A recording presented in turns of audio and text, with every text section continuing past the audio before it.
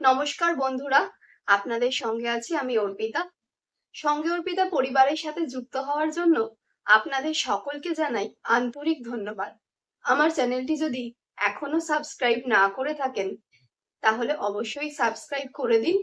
পাশে থাকা বেল আইকনটি প্রেস করতে কিন্তু একদম ভুলবেন না বন্ধুরা। তো চলে আসি আজকের আলোচনায়।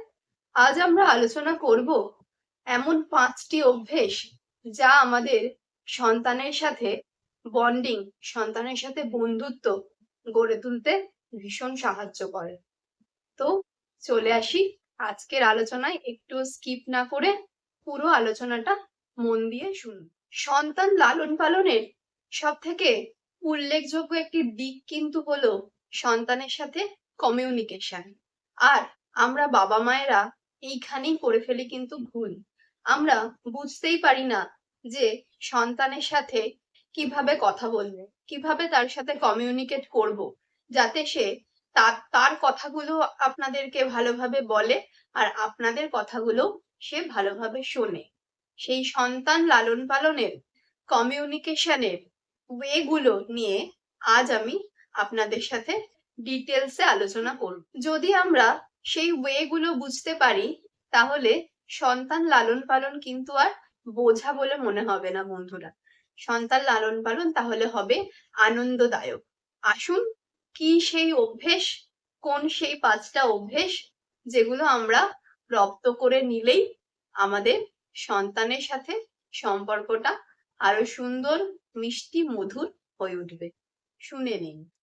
আপনার সন্তান আপনাকে কোনো কথা খুব আগ্রহ নিয়ে বলছে, খুব ইন্টারেস্ট নিয়ে সে বলছে, মা জানো তো আজ না স্কুলে ম্যাম আমাকে খুব ভালো বলেছে, আজ আমার সাথে একটা দারুণ জিনিস হয়েছে, দারুণ একটা ঘটনা ঘটেছে। এইভাবে সে ধরুন স্কুল থেকে এসেই তার গল্পগুলো বলা শুরু করলো, আর আপনি অ্যাজ ইউজুয়াল কোনোভাবেই তার কথা শুনতে আপনার কোনো ইন্টারেস্টই নেই। আপনি আপনার কাজ করেই যাচ্ছেন, মোবাইল ঘেঁটে যাচ্ছেন, অথবা আপনি আপনার ডেইলি বেসিসের যে কাজগুলো রয়েছে সেগুলো করে যাচ্ছেন। এইরকম ঘটনা যদি প্রত্যেক দিন আপনার সন্তানের সাথে ঘটতে থাকে তাহলে কি হবে বলুন তো বন্ধুরা। আপনার সন্তান যে আগ্রহ, যে ইন্টারেস্ট নিয়ে আপনাকে তার কথাগুলো বলা শুরু করেছিল সেটা কিন্তু আস্তে আস্তে স্টপ হয়ে যাবে। সে কিন্তু তার মনের যে কথাগুলো যেটা আপনার সাথে শেয়ার করার জন্য এত উৎসাহী ছিল, সেই উৎসাহটা আস্তে আস্তে ভাটা পড়বে। সে কিন্তু আর চাইবে না বলতে। সে বুঝেই যাবে আমার কথাবার্তার তো কোনো গুরুত্বই নেই আমার বাবা মায়ের কাছে, তাহলে আমি কেন বলবো তাদের কাছে, তাহলে আমি অন্য কারোর সাথে শেয়ার করব। এটা তো আপনার সাথেও হয় বলুন, তাই না? আপনার কথাও যদি কেউ দিনের পর দিন গুরুত্ব দিয়ে না শোনে তাহলে আপনিও কি আর আপনার কথাগুলো বলার উৎসাহটা পাবেন? নিশ্চয়ই পাবেন না। সেটা আপনার বাচ্চার সাথেও হয়।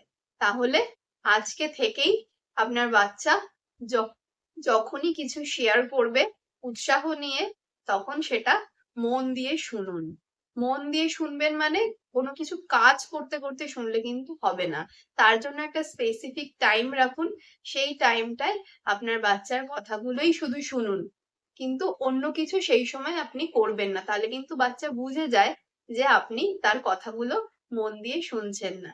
তো বন্ধুরা, নেক্সট পয়েন্টে চলে আসি। বাচ্চার কথাগুলো আগের পয়েন্টে বললাম মন দিয়ে শুনতে, কিন্তু শুধু মন দিয়ে শুনলেই কিন্তু হবে না।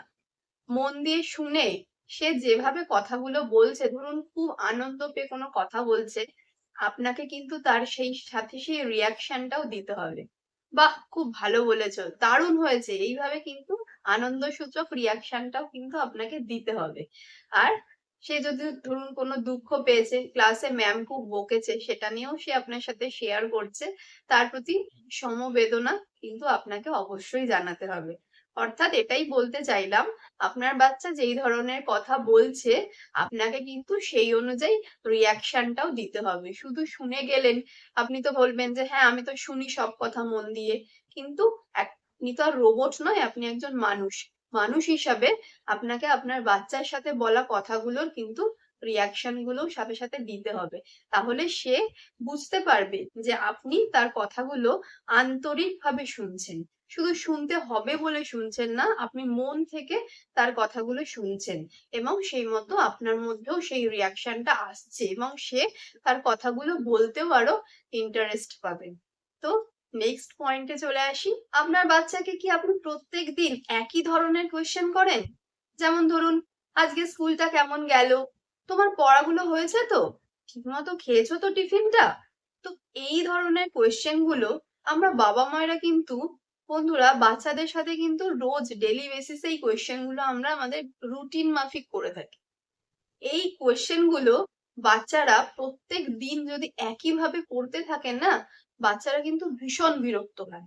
বাচ্চারা কিছু কিছু বাচ্চা তার বিরক্তি প্রকাশ করে বলেই দেয়, এইসব এত কোয়েশ্চেন, এত প্রশ্ন আমাকে করবে না, আমার ভাল লাগে না শুনতে। কিছু কিছু বাচ্চা আবার বিরক্তিটা নিজের মধ্যে চেপেই রাখে, সেটা তার অন্যান্য অ্যাটিটিউড, অন্যান্য আচরণে প্রকাশ পায়। তাহলে বাচ্চাকে রেগুলার বেসিসে একই ধরনের গতানুগতিক কোয়েশ্চেন করাগুলো কিন্তু বন্ধ রাখুন বন্ধুরা।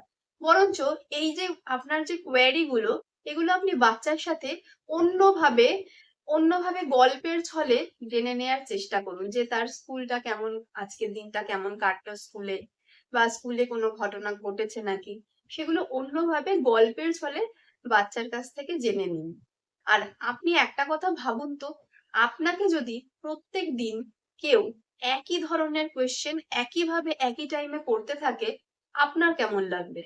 খুব বোরিং লাগবে না ব্যাপারটা? আর বাচ্চাদের কাছে কিন্তু যে কোনো জিনিসই খুব সহজে বোরিং হয়ে যায় বন্ধুরা। তাই জন্য বাচ্চাদেরকে এই ধরনের গতানুগতিক কোয়েশ্চেন করা থেকে বিরত থাকুন।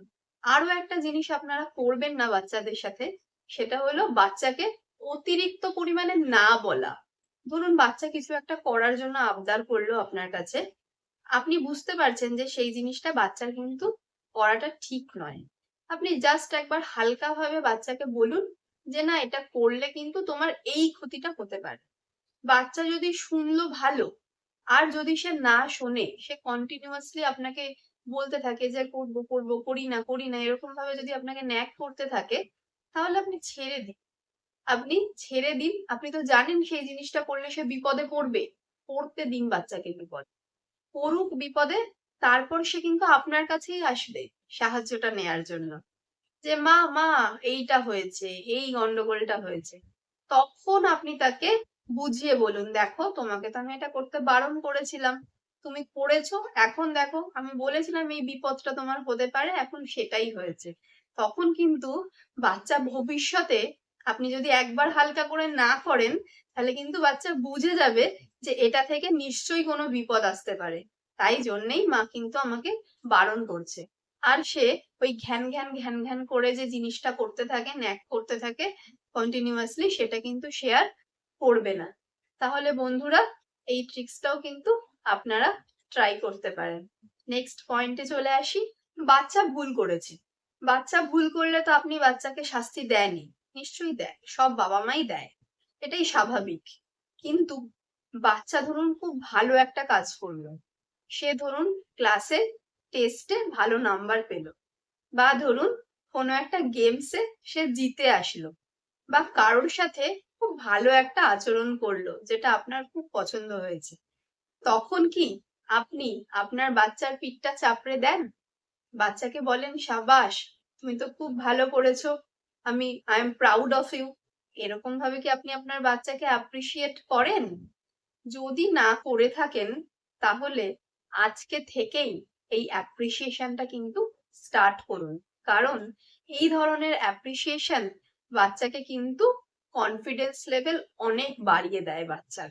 আর তাতে বাচ্চা ভবিষ্যতে একজন ভালো মানুষ হিসাবে গড়ে উঠতে পারে।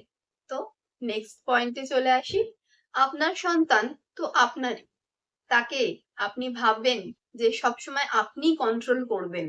যদি এই ভাবনাটা আপনার মধ্যে চলতে থাকে, তাহলে কিন্তু বলবো বন্ধুরা, আজকে থেকেই সেই ভাবনাটা বন্ধ করে দিন। কারণ আপনার সন্তান যখন আস্তে আস্তে বড় হয়, তখন তাকেও নিজের কিছু ডিসিশন নিতে দিন। যেমন সে কোন জামাটা পরবে, সে কোন খেলনাটা নিয়ে খেলবে, বা কোন খাবারটা সে খাবে, সেই ডিসিশনটা কিন্তু আপনার বাচ্চার উপরেই ছেড়ে দিন। তাহলে কি হবে, সে তার নিজের ডিসিশন গুলো নিজে নিতে শিখবে, আপনার ওপর কমপ্লিটলি আপনার ওপর ডিপেন্ডেন্ট হয়ে পড়বে না। আর এটা তার বড় হওয়ার পথে একটা ভালো অভ্যেস তৈরি করবে, যে সে যখন বড় হবে আস্তে আস্তে, তখন সে তার ডেইলি বেসিসে চলার জন্য যে ডিসিশন গুলো নেওয়া প্রয়োজন, সেই ডিসিশন গুলোর জন্য আপনার মুখাপেক্ষী হয়ে থাকবে না, সে নিজের ডিসিশন কিন্তু নিজেই নিতে পারবে। তো বন্ধুরা, আজ আমি 5টা অভ্যেস, যেটা আপনাকে আপনার বাচ্চার সাথে বন্ডিংটা, ফ্রেন্ডশিপটা গড়ে তুলতে ভীষণ সাহায্য করবে, সেই 5টা অভ্যেস নিয়ে আমি আলোচনা করলাম। এই অভ্যাসগুলো যদি আপনারা রপ্ত করতে পারেন, তাহলে সন্তান পালন কিন্তু আর আপনাদের কাছে কষ্টকর হবে না, সেটা হবে আনন্দদায়ক। বন্ধুরা, যদি আমার এই আলোচনা আপনাদের ভালো লেগে থাকে, তাহলে অবশ্যই একটি লাইক করে দেবেন। আর আমার এই আলোচনা আপনার অন্যান্য বন্ধুদের কাছে শেয়ার করে পৌঁছে দেবেন, আশা করি তারাও কিন্তু উপকৃত হবে। কমেন্ট করে আপনাদের মূল্যবান মতামত জানাতে কিন্তু একদম ভুলবেন না বন্ধুরা। তো আজকের আলোচনা এই পর্যন্তই, আবার দেখা হচ্ছে পরবর্তী এপিসোডে অন্য কোনো বিষয় নিয়ে। সেই পর্যন্ত আপনারা খুব ভালো থাকুন আর দেখতে থাকুন সঙ্গে অর্পিতা।